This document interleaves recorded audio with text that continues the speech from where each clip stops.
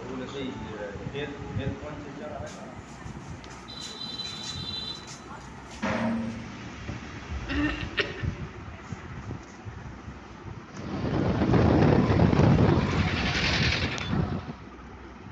Good evening বন্ধুরা, এই যে দেখো যাচ্ছি আমরা শপিং করতে। তো তোমাদের আগে ভিডিওতে বলেছি আমরা শপিংয়ে যাচ্ছি। তো এই যে দিদির ছেলে, আমি আর দিদির মেয়ে। আমার দিদির ছেলে খুব সুন্দর বাইক চালায়, আর অনেক দিন পর ওর বাইকে বসলাম। তো যাই হোক, চলে এলাম মলে। এবার কেনাকাটা দেখা দেখি হচ্ছে, কিনবো কি কিনবো সেটাই ভাবছি। তারপরে যাই হোক, কেনাকাটা করে এবার যাচ্ছি বাড়ির দিকে।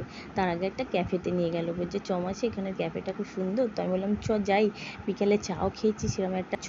বলছে তুই বাবা কি চা খেতে পারিস? আমি বলছি হ্যাঁ চ নিয়ে চ। তো যাই হোক, ক্যাফেতে এলাম। আর এই দেখো চিকেন চিজ বল নিয়েছি, আর তার সাথে নিয়ে নিয়েছি কফি। তো এই যে এখন দিয়ে গেলে একটু ভিডিও করছি, কথা বলছি। আরও খুব লজ্জা পাই জানো তো, বারবার ভিডিও করছি তো বিরক্ত হচ্ছে, বলছি তুই আমার ভিডিও করবি না। আর যাই হোক, এই দেখো বিরক্ত হচ্ছে। তারা এই যে আসছি এবার বাড়ির দিকে।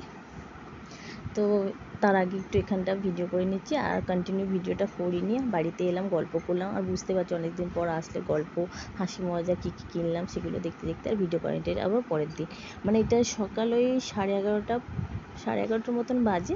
এখন দিদি আমি যাচ্ছি। দেখো দিদিদের এখানে পরিবেশটা দেখেছো কত সুন্দর, আমার তো খুব ভালো লাগে জানো তো। ওই জন্য বারবার ভিডিও করি, তোমাদের সাথে শেয়ার করি, যেহেতু ভিডিও বানাচ্ছি তাই। আর এই যে দিদি আমি যাচ্ছি, ওর একটু কেনাকাটা করার আছে। আর তারপরে আমাদের স্নান কাচা পুজো সমস্ত কিছুই হয়ে গেছে, রান্নাবান্না করেই গেছে। তো এই যে দুপুরে এলাম, এসে খেতেও বসে পড়লাম। তো কী রান্না করেছে দেখে নাও। মাছের ঝোল, শাক ভাজা, কাঁকরোল ভাজা, আমের চাটনি, ডিম সিদ্ধ, তার সাথে ছিল মাছের ঝাল। তো এই যে খেলাম দিলাম। আবার সন্ধ্যেবেলা দেখা হচ্ছে, একটু মেহেন্দি পড়ছি।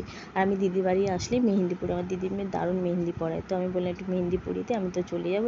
তো এখন মেহেন্দি পড়াচ্ছে, আর আমার দিদি ওইখানে আমাদের টিফিনের ব্যবস্থা করছে, মানে এগ রোল বানাচ্ছে। সন্ধ্যেবেলা আমরা টিফিন করব। তো এই যে গল্প করছি, হাসি মজা আনন্দ এগুলোই থেকে যাবে, তাই না? আর কবে আসবো না আসবো, এখন তো আর চট করে আসতেও পারি না, ছেলের পড়া ছেলেরই। তো যাই হোক বন্ধুরা, খেলাম দিলাম, গল্প করলাম। আর ভিডিওটা হয়নি, এটা আবার পরের দিন সকালবেলা। আজকে আমরা বাড়ি চলে যাবো জানো তো। তো এই দিদি এখানে রান্নাবান্না করছে, তো রান্নাবান্না স্নান খাওয়া সমস্ত কিছু হয়ে গেছে আমাদের।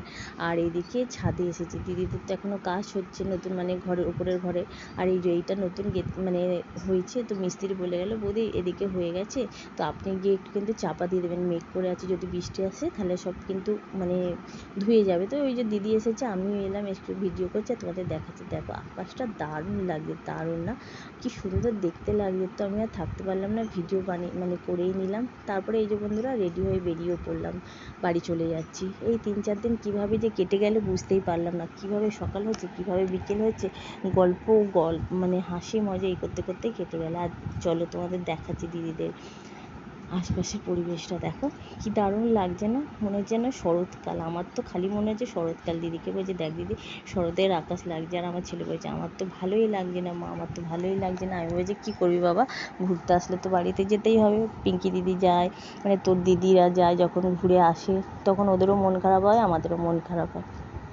তো এই যে বোঝাতে নিয়ে যাচ্ছি, আর আমি একটু ভিডিও করছি, তোমাদের সাথে শেয়ার করছি। কেমন লাগছে অবশ্যই জানিও। তো বাড়ির সামনে থেকেই টোটোতে বসলাম, একদম স্টেশনে এসে নামলাম, আবার এখান থেকে টিকিট কেটে নিলাম। আবার ট্রেনও চলে এলো, ট্রেনেতেও বসে পড়লাম। তারপরে এই যে দেখো এখন ভিডিও করতে করতে যাচ্ছি। এটা আমি করিনি, এটা আমার ছেলে করছে।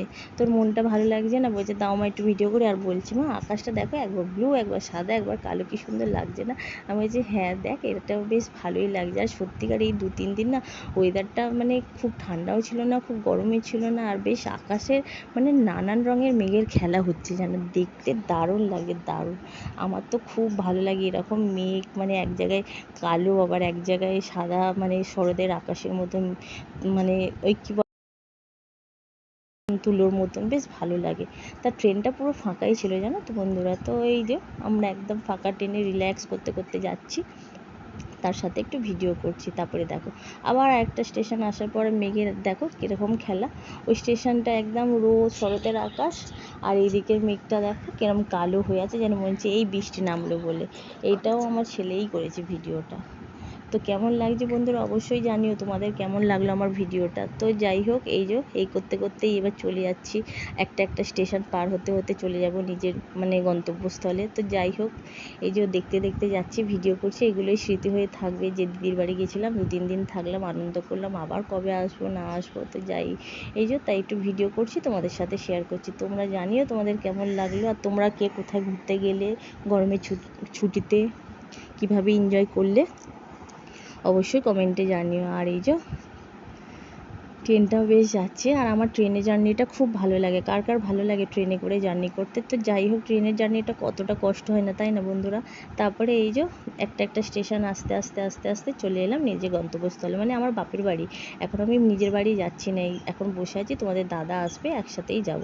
এখানে কিছু কাজ আছে, কাজ গুছিয়ে তারপরে বাড়ি চলে যাব। তারপরে বন্ধুরা ওইদিকে কাজ বাজ করে আর ভিডিও করিনি, আমাদের কিছু দরকারি কাজ ছিল সেগুলো করলাম, করে বাড়ি চলে এসেছি। অনেকটাই রাত্রি হয়ে গেছিলো। এটা পরের দিনে কী নিয়ে এলাম এগুলো তোমাদের সাথে শেয়ার করছি। আমার দিদি দিয়েছে, এরকম একটা কাপ দিয়েছে, 3টে বোতল দিয়েছে, আরও অনেক কিছু আছে, আস্তে আস্তে শেয়ার করো। তো বন্ধুরা ভিডিওটা এখানেই শেষ করছি। ভালো লাগলে লাইক শেয়ার সাবস্ক্রাইব করো, খুব ভালো লাগলে বন্ধুদের মাঝে শেয়ার করো। আবার দেখাবে নতুন ভিডিওর সাথে। টাটা।